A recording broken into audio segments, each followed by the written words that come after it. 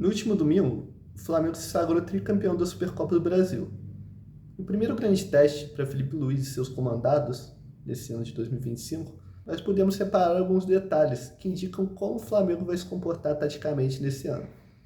Além disso, podemos separar alguns detalhes relacionados à estratégia daquele jogo em específico, buscando inibir a maneira como o Botafogo joga. Começando pela maneira como o time foi escalado. Plata e Bruno Henrique formaram uma dupla, não de centroavantes, mas talvez de dois segundos atacantes. Atacantes ali de corredor central, mas que não vão ser aqueles caras que vão ficar presos entre os zagueiros, dando profundidade o tempo todo. Ambos têm mobilidade para vir no meio, buscar jogo, gerando vantagem numérica junto aos três no meio de campo, o que foi um fator extremamente importante, considerando que tanto o Flamengo quanto o Botafogo tinham seus meio-campos escalados com 3 jogadores, se aproximando dos pontas, gerando vantagem numérica nos corredores laterais e também atacando espaço, obviamente. Defensivamente falando, ambos tiveram um papel fundamental, que eu vou aprofundar mais ao longo do vídeo. Nas beiradas, nós tínhamos jogadores com características diferentes. Na esquerda, Michael, um extremo habilidoso e rápido. Além do drible, pode oferecer o ataque às costas da defesa em velocidade e ser extremamente útil nas transições, buscando ser vertical e definindo rápido as jogadas. Já na direita, tínhamos o Gerson, que não ficava preso ao corredor, muito pelo contrário, ele liberava o corredor lateral direito para o Wesley, que é um lateral de mais apoio, de muitas ultrapassagens. Inclusive tem uma jogada que tem 2 ultrapassagens seguidas.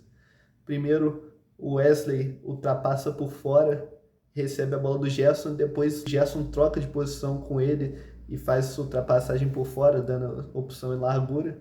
Os dois têm esse entrosamento, essa química, e geram bastante jogo pelo corredor lateral direito.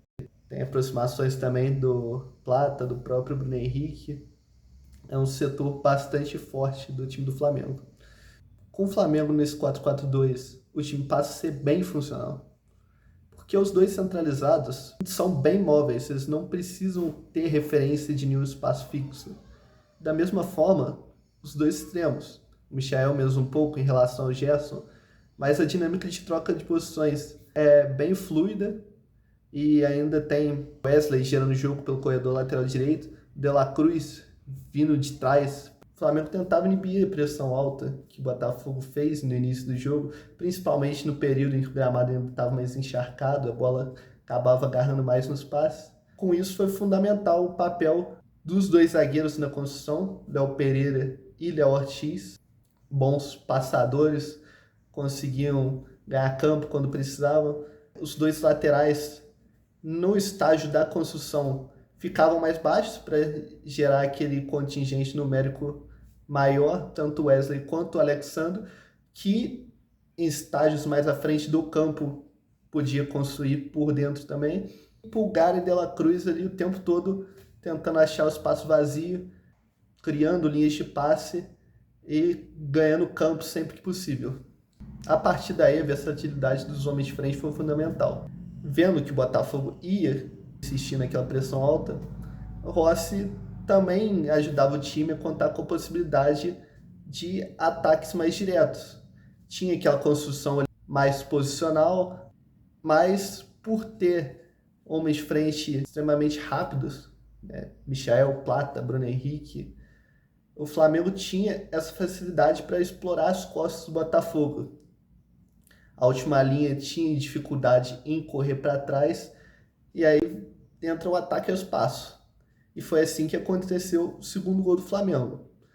A construção inicia ali, circulando a posse, até que surge a oportunidade do Rossi fazer essa bola longa. O Plata sai, descola dos zagueiros, não tem necessidade de ficar preso.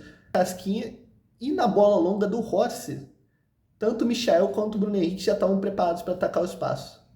E essa versatilidade ofensiva foi bem importante para que o Flamengo derrotasse o Botafogo. Não só depender dos ataques posicionais, mas também por características dos homens de frente, ter essa possibilidade de ataques rápidos, ataques diretos, explorando a fragilidade do Botafogo em compactação da última linha em relação às duas mais à frente e dificuldade na transição. Bom, agora falando dos aspectos defensivos, não tem como não ressaltar a pressão que o Flamengo fez em bloco alto na saída de bola do Botafogo.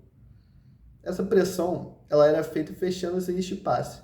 Só foi possível graças às características físicas dos jogadores do Flamengo, tanto dos quatro lá da frente, que eu havia citado anteriormente, quanto de Pulgar e De La Cruz.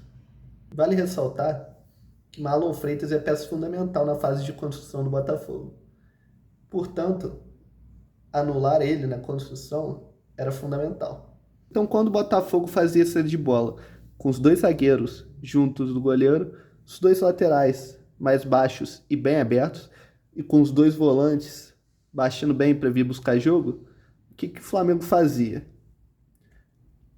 Quando a bola saía dos dois zagueiros, um dos homens centralizados fazia pressão no portador da bola, enquanto o outro centralizado fechava a linha de passe dos volantes na diagonal.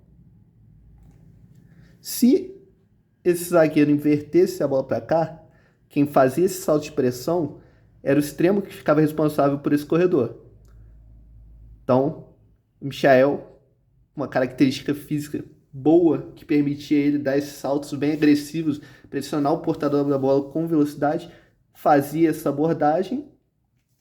A linha de passe no volante fechava aqui, com o homem centralizado desse lado, e o outro centralizado fechava na diagonal também, essa linha de passe no volante. Era fundamental não deixar a bola chegar nos volantes, que se os zagueiros ficassem nessa, eles acabavam apelando para a bola longa. E aí você tinha Léo Pereira e Léo Ortiz disputando com o Igor Jesus, que estava com dificuldade para ganhar essa bola longa. Pulgar, que era fundamental para compensar essa subida aqui. Tanto Pulgar quanto De La Cruz ficavam vigilantes por esse espaço entre a primeira pressão e a última linha. Então, se a bola viesse no lateral aqui, por exemplo, depois o Michael fazia esse salto de pressão, quem compensava do lado de cá era o De La Cruz. Da mesma forma, do lado de lá, Gerson fez salto de pressão no zagueiro, quem compensa caso a bola venha para o lateral era o Pulgar. Pulgar tinha que ter uma noção de espaço fundamental nessa pressão. Com isso, a primeira e a segunda bola se tornavam fundamentais. O Flamengo, com o meio campo mais povoado, acabava vencendo esses duelos muitas das vezes.